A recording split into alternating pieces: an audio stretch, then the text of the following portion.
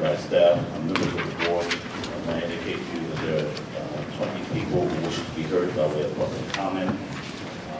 And so the presentation will proceed. A lot of work has been done in entertaining public comment and will dispose of the matter. Please remind those that this is a C and file. Well done, if you please proceed. Thank you, Mr. Chair.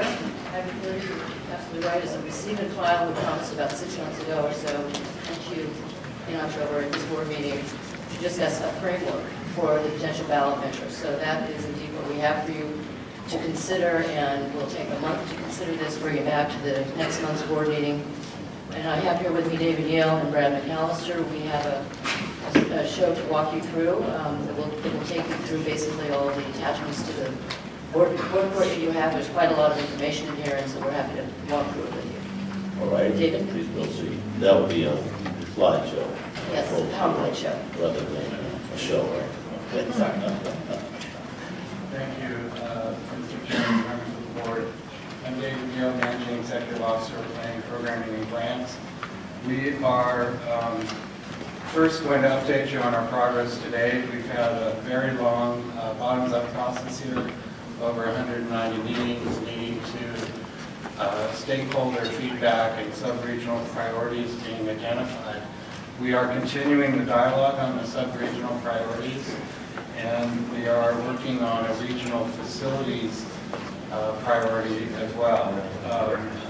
Our government relations staff, as you mentioned earlier in the meeting, has done a great job on SB 767, signed by Governor Brown. It gives this board, I think, a tremendous amount of flexibility in what we can put on the ballot.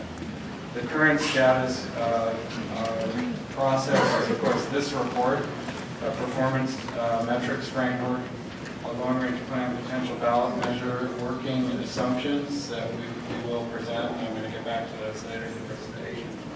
And travel demand modeling, which is really the guts of the performance metrics framework. First, with SB 767, these are the requirements. The first two get to the time value of money. When a project is first scheduled, it will have to include inflation in the cost estimate. If it's accelerated, that inflation can then be removed. So the first two bullets get to that. The requirements do require that we schedule these projects, when the funds will be available for each project and program. And finally, the expected completion date for each project and program within a 3-year range. The draft performance metrics framework is summarized here. I'm not going to go into the details, but I do want to reassure you that we've heard the comments in committee and will be making those changes to this along with other comments we've received for your consideration next month. This goes over accessibility, economic, mobility, safety, state of repair, sustainability. We've heard other concerns such as public health and environmental concerns that we need to better capture, and we're working on those changes now for your consideration next month. The ballot measure structure, these start to get into the working assumptions we've been using, could be described as roughly half capital and half local return, state of good repair, and other. These have a question mark by them because, of course, we have not made any decisions about that, but we needed a working assumption to talk to our sub-regional stakeholders about what they might expect. The other assumption that we've got is shown here in this slide.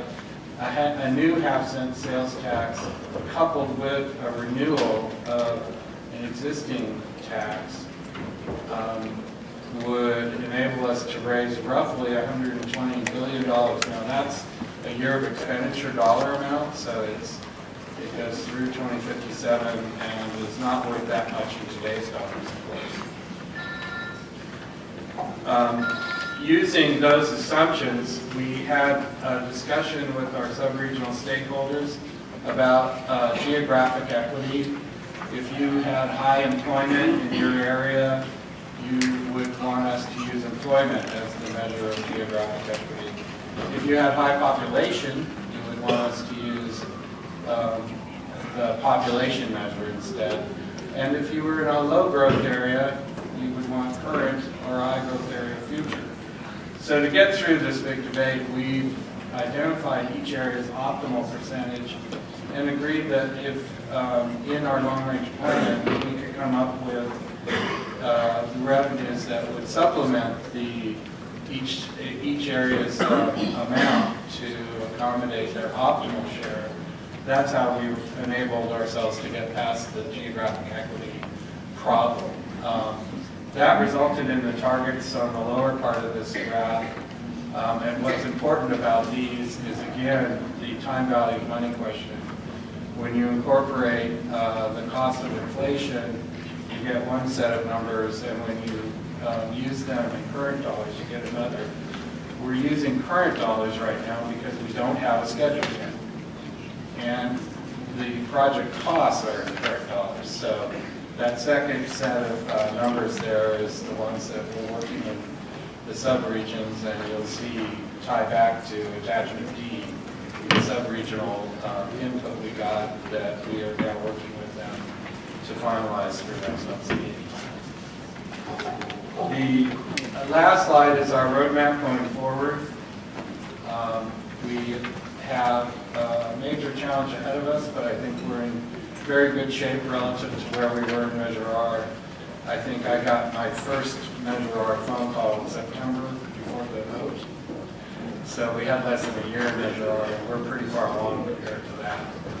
So this shows us how we will get back to you in June with the final expenditure plan action. If we need to float it over to July, that is possible. And then the data is due to the Board of Supervisors in early August or late July so that we can be on the November ballot. I'd be happy to answer any questions you might have. All right. May I request that the board hold the questions and go through the public comment request. We begin with Patricia Bassett, followed by Raymond Kwan, Walsh, then Jen, Yadira Sarato. Those persons would come and line up so that we can expedite the speaking activities. Ma'am, please proceed. Good morning, Board, and welcome, Mr. Washington. Glad to see you here. I'm here today because I don't mean to go all Jerry Maguire on you guys, but I want you to help me help you. I want you to help you pass the tax extension that I know you all desperately want, and I want to help you do that. But there is the elephant in the room for me. It's the vampire of the 710. And the 710 has been bleeding the taxpayers, most recently of $40 million on a study to nowhere. And we all know that there are some people in this room that could have answered many of the issues on the DEIR because they have been studying the 710 longer than anyone in this room.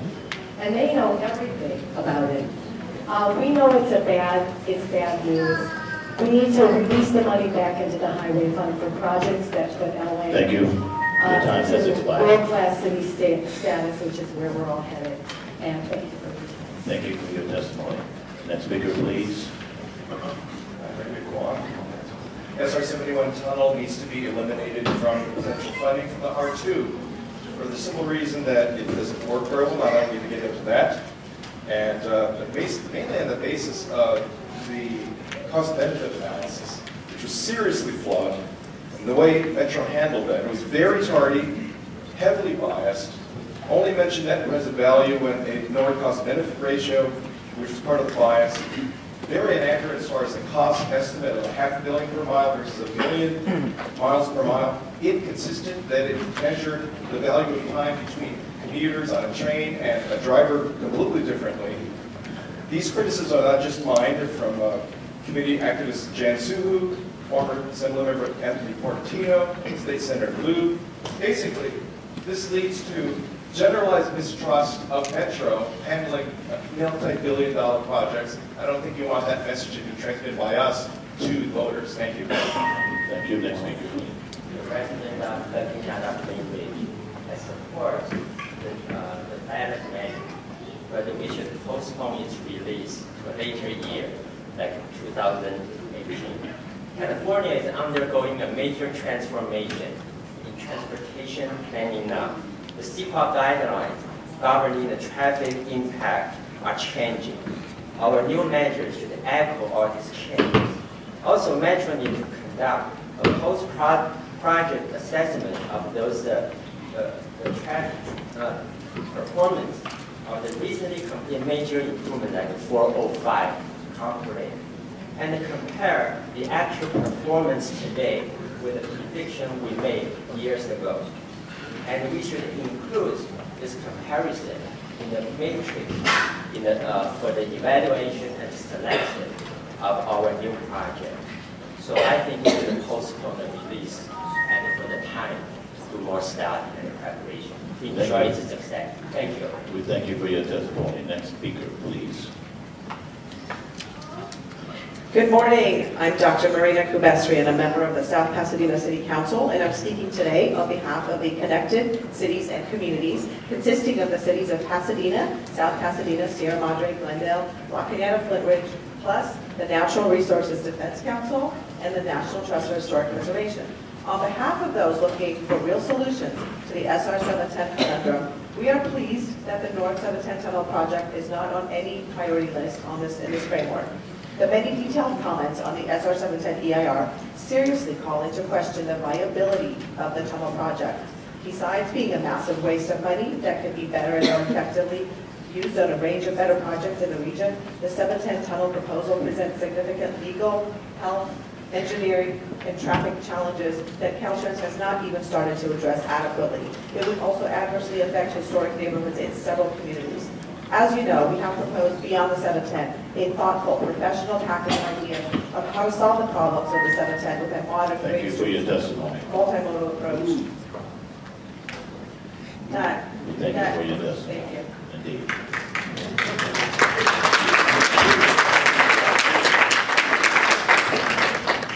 Good morning, Honorable Council, Metro members.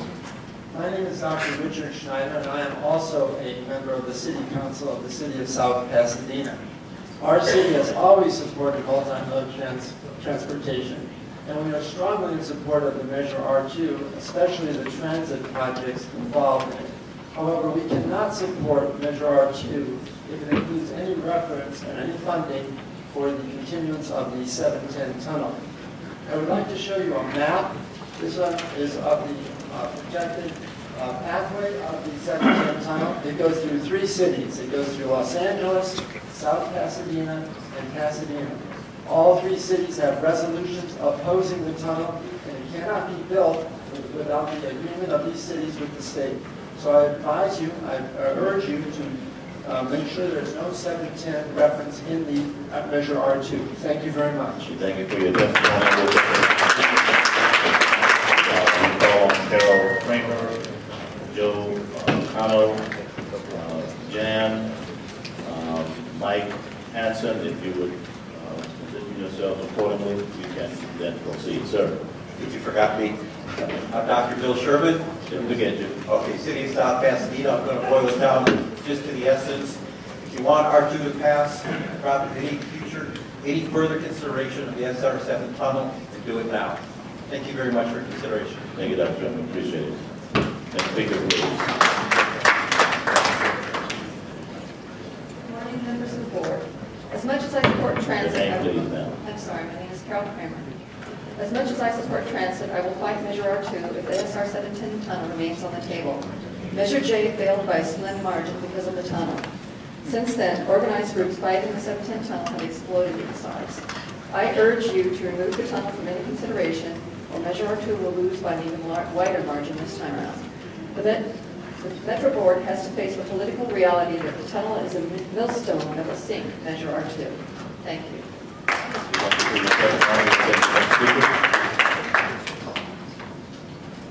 Thank you for allowing me to speak. Joe Cano. I defer to Mr. Washington's military service, and I speak to him in these terms so he'll know the history of indigenous resistance to a mechanized campaign of oppression. 1839, Battle of Puebla, French kicked out. 1950, Pancho Villa kicks out General Pershing and a young George S. Patton. Vietnam, Afghanistan, Iraq.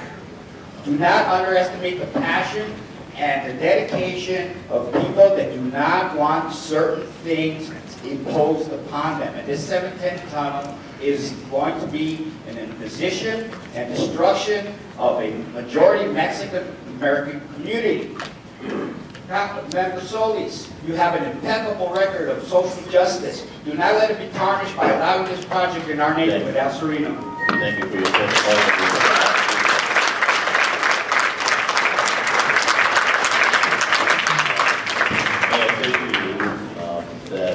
This is item 30, and we are addressing the long-range planning document as well as the prospective ballot measure. May I ask that you cause your comments to be directly related to that?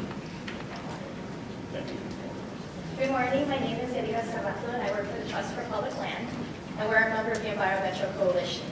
Over the next year and a half, the Metro Board will have the opportunity to decide whether or not to bring forth a transportation sales tax measure to voters.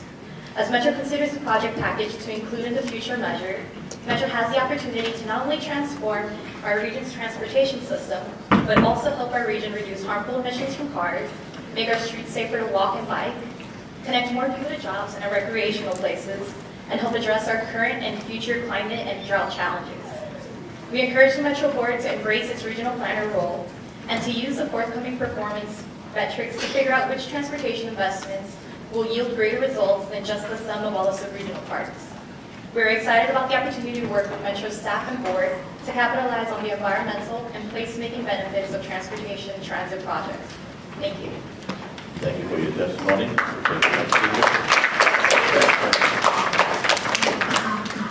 I did call the next speaker. We're going to move on to Claire Bogard, Brian, David Roseman. You may proceed. My name is Claire Bogard, and I'm here on behalf of the No 710 Action Committee and its broad and diverse coalition identified in the letter that should be distributed to you, being distributed to you. We applaud item 30's metric-driven approach. Please note that we would aggressively campaign for a ballot measure based on them. We believe these metrics should guide all Metro planning. But we call for the elimination of the 710 tunnel from any ballot measure and from all of Metro's planning. Unless the tunnel is dropped for all consideration, we will actively campaign against the ballot measure. Metro has made a big difference in recent years, and we want to keep up that momentum. But the 710 tunnel project is a relic from the 1950s, one that would not reduce traffic, but rather would increase pollution and health problems and take away untold billions from worthy projects. So let's work together today on today's traffic, transit, and air quality challenges. So we call on you to eliminate the 710 tunnel project now for once and for all, and I thank you very much. Thank you for your testimony. My name is Jan Suhu. I guess I'm the only one who didn't hear my name called. Everybody else says it was. I'm from the city of Lafayette, Flint Ridge, but I'm here today on behalf of the No 710 Action Committee. I applaud all the metrics, and especially the ones aimed at sustainability for the potential ballot measure. However, I really hope the agency is dedicated to those principles. On the other hand, as long as the specter of the 710 tunnel is existent, our organization cannot support the ballot measure. And we will, as you've heard, work against it. It saddens me to say that, trust me, but we will do that. That's how bad the SR 710 project is and how strongly we feel about it. The letter you've been given today contains 225 signers, all of whom have read that letter and agreed to be signers of that message to you. In addition, we have an online petition which, as of this morning, has 3,406 signatures. And we will recruit all of those people to help us in our effort. Thank you. We thank you.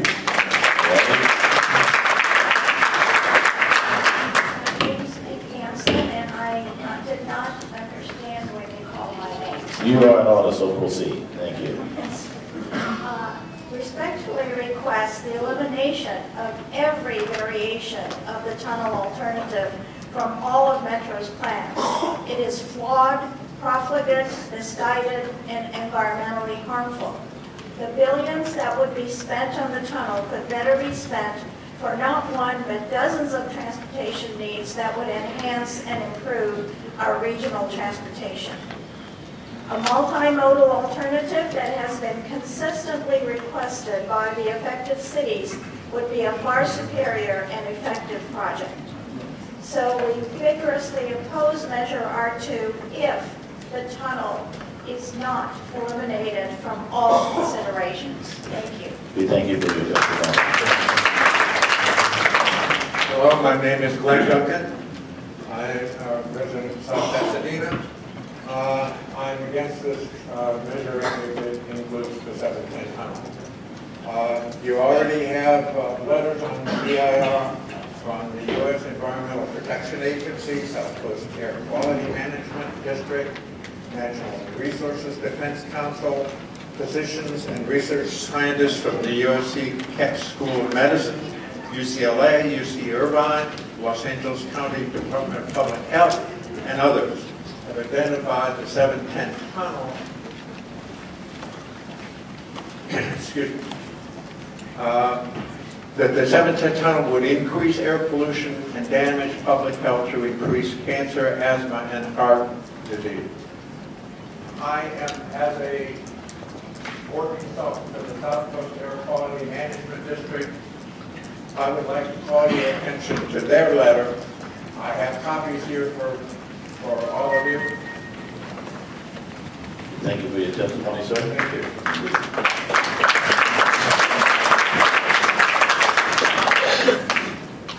My name is Daniel Rossman. I work with the Wilderness Society, and we're a member of the Enviro Metro Coalition. The Environmental Coalition represents over 65 local and national organizations working to ask for things like you've begun working on these critical standards that will ensure. I was happy to see in the report that you're going to increase the environmental and public health metrics through the next month. I think that's critical because voters want to vote on a measure that supports the future of Los Angeles, and that is not just in the sort of routes and roads, but in how they're done. And those metrics will ensure that they achieve the most sustainable measures possible. Happy to work with you on developing those. And then the other piece that we're thinking about is access to green infrastructure. So in thinking about this, I'd like the board to consider potential carve-outs for bus routes to our great green spaces that make LA a high-quality, lively place to live. Thank you. Thank you very much for your testimony. We'll take the next speakers remaining. Richard Bubberson, Gloria Dolid, and Jeffrey Bond. In that order, please. Good morning. I'm Richard Helgeson. I'm a retired government attorney of about 40 years.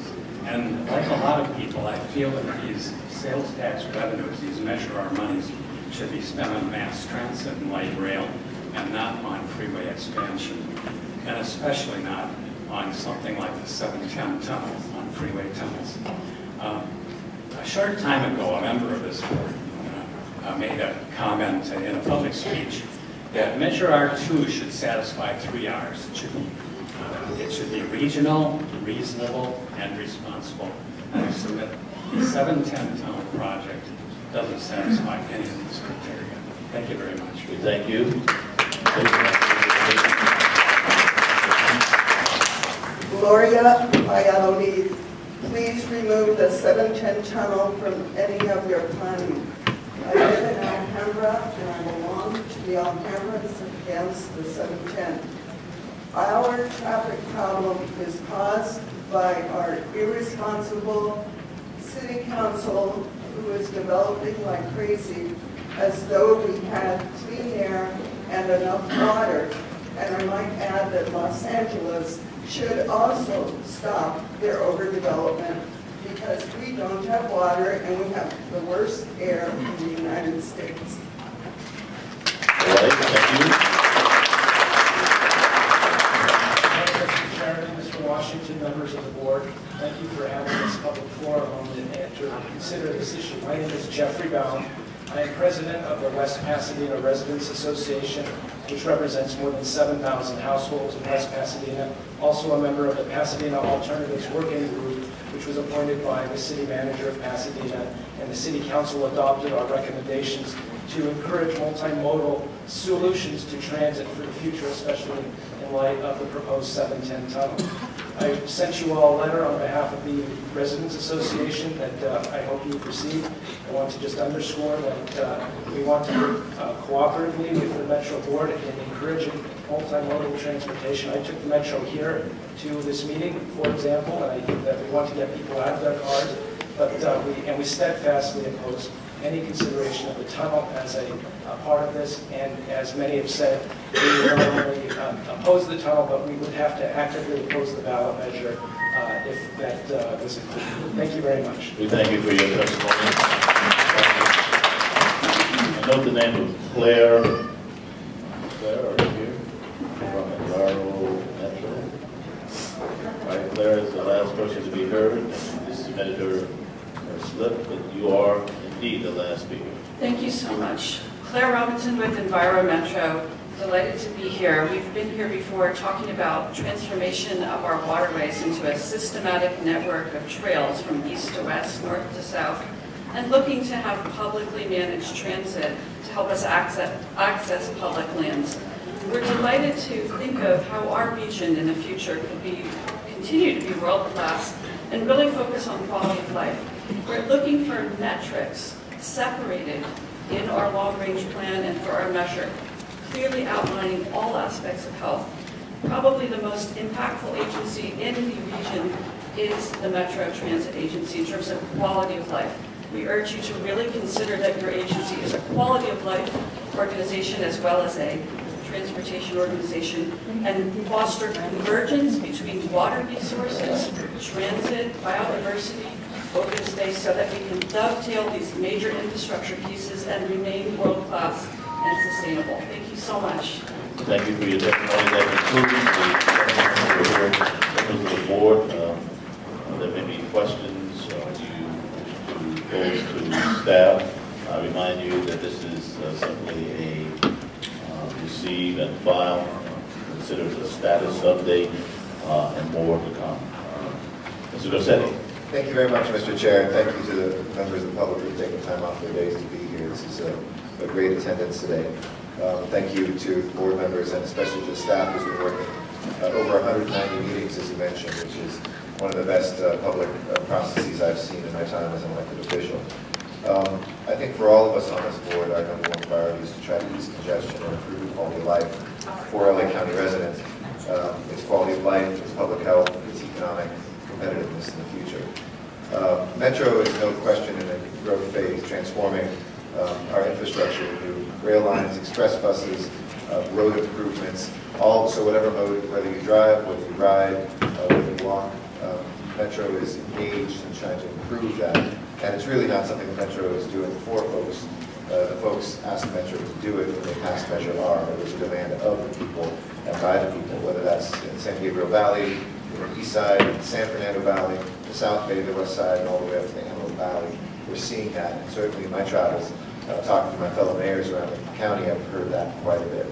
And Metro is aggressively moving to connect our communities in a faster way, which is why we have this before us to consider a ballot measure next year to invest in more transportation solutions across our county. Let me insert one thing, because I know a lot of folks were here for the 710, and I was one of the co-authors of Los Angeles City Council of the city's position against that. This will not be a measure that adds something on the 710. It will be religiously agnostic on that. Now, I'm in line with what a lot of people said here today. Others we know have other opinions, but will not take a side on that because we need everybody to invest in the entire county. So you can be reassured that I wouldn't certainly vote when that day comes to move forward with something that suddenly throws new dollars out the direction. I understand that position that people have very well. And I will respect my colleagues who have a different perspective, which is why we've from the beginning been religiously agnostic about that, if that's not a contradiction in terms. Second, it is. Agnosticism is about religion, so it's okay. will also, I think, be done, the methodology for this entire thing is different than what I've seen in the past. It's done in a collaborative fashion. It's done by listening to COGS, it's done by listening to stakeholders, it's done listening to individuals. So no one group speaks for any region, but we also listen to the elected representatives and others who are in each one of the COG regions there. And we, as we know, came up with over 2,000 projects. Of course, we won't be able to do all 2,000 projects if we move forward, but what we will be able to do is say, here's some local dollars to return that you can spend locally, as we did with Measure R, and here are some regional and then county-wide projects that are important. Ultimately, the foundation for this measure comes from all of you, and we know that its passage is for all of you. I was at a community meeting a couple of nights ago, and folks said, well, when you come to the ballot and ask people, and I know somebody also said that, very respectfully said, you guys want this so badly. We are just county residents here, and we really want this to be something that county residents own, because the county residents want it. If they don't want it, they won't vote for it. If they do want it, they will. Clearly, the majority have always said yes, but given the vagaries of our state law, it requires 2/3 of people, so a minority of folks can hold hostage the will of the majority. We're not going to change that in this measure, but I feel very strongly that this has been the right way forward to put us before the voters. I want to thank the chair for his continuing leadership and taking the time moving forward. I know Mr. Fasano will be in the seat when it comes to time of whether we pull that trigger or not, but I am really pleased with the process so far. Thank you. Thank you, Director Setti. Comments of the board. It's fair to say that Mr. Washington and the team worked hard on this issue, and for the past 3 years, a lot of activity and attention has been given to engaging a diverse group of stakeholders in the conversation about the region's mobility needs. We all understand that, we know that. I simply want to suggest that ultimately we have to have a plan that is regional, rational, and equitable. This then will cause us to make the most effective appeal to the voters of this county should we ultimately vote to do so. And so I look forward to the following reports, the follow-up reports. Members of the board, I think you know it's yours to engage staff at any juncture along the way, and in that direction we can proceed accordingly. All right. Mr. Jerry. Thank you, Mr. Chair. That was intended to be the valedictory on that. Go ahead. I apologize for that. Perhaps I can add an exclamation point to the benediction. I'd like to thank the residents who came out to speak. One of the better series of comments that I've heard on any subject. Very cogent and very timely. Everyone hit that 1 minute mark very good. As though you had planned this in some way. But I think their message is clearly they're against the 710 tunnel, but there's a bigger message. And that is that the agency needs to develop a bond of trust with the voters. They're upset, not just because of the tunnel, but because of the process of the tunnel. And I know that left a bad taste in their mouth. So as we go forward as an agency, I think it's important that we work hard to develop the public trust in this region and in all regions, that we are good stewards of the public money. We are making appropriate decisions and going through the appropriate process. And I think that's really the big decision to take, the big message to take out of this. We all on the board want the measure to pass. There are some great projects that the communities have put forth, but let's ensure everyone and assure them that we are good stewards of the public funds. Thank you. Thank you very much. All right, we will receive and follow that report. Members of the board called my attention that we need to revisit 60, make sure that the technical hiccup in that regard is not problematic. Madam Secretary, we simply need to reconsider the item. Reconsider the item. Reconsider the item number 60.